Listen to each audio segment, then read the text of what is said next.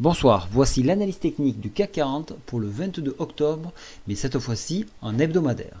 Donc vous voyez que j'ai changé complètement la fourchette d'Andrews. Et alors, il y avait une erreur sur la précédente fourchette d'Andrews, puisque bon, elle avait évolué dans le temps, dans une mauvaise configuration.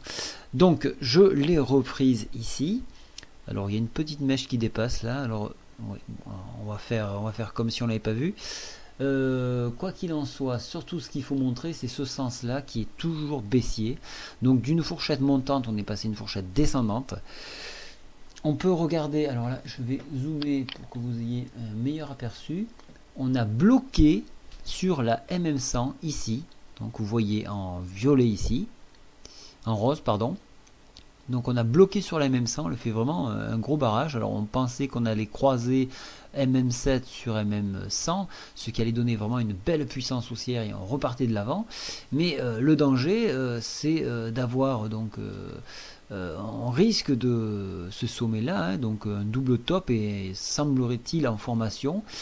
Et nous ne dépassons pas donc cette fourchette d'Andrews ici, hein, 3520, là on l'a réintégré. Donc ce mouvement-là, c'est très mal parti. Hein.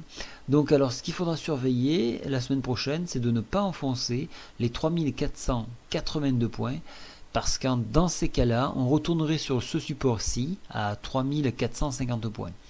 Donc soyez très vigilants. Si toutefois on rebondissait sur MM7, alors là un nouvel espoir pourrait se mettre en place avec la reconquête des 3500 points. Alors il faut savoir que si l'Espagne fait appel à l'aide de l'Europe, demande une aide, il se peut que les marchés soient boostés et qu'on arrive enfin à dépasser ce barrage-ci. Voilà, c'est pour ça qu'il faut être très prudent. Si vous êtes tout en positif, coupez tout, attendez ce week-end.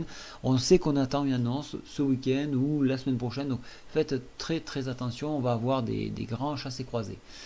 Donc techniquement, un double top est en train de se former, ce qui ramènerait donc en test, alors attention, c'est une projection, hein, je n'affirme pas, c'est une projection supposée. On pourrait retourner sur les 3000 points, hein, donc en enfoncement donc de ce gros support-ci, à 3330 points. Voilà. Au niveau indicateur technique, alors c'est toujours haussier, mais on voit les histogrammes qui se sont affaissés ici.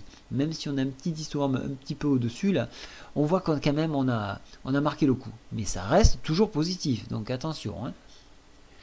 Ce n'est pas encore gagné pour les bears. Au niveau du stochastique, on est retombé dans une zone plutôt neutre et nous consolidons. Et on est toujours sur une tendance quand même une tendance assez négative. Au niveau du Force Index, alors je ne l'avais pas mis auparavant, vous voyez que la puissance des boules est toujours présente. Donc ça ne veut pas dire qu'ils ont capitulé, attention. Hein. Loin de là, ça peut être une consolidation pour repartir en attendant d'avoir cette fameuse nouvelle au niveau de l'Espagne. Donc soyez très prudents.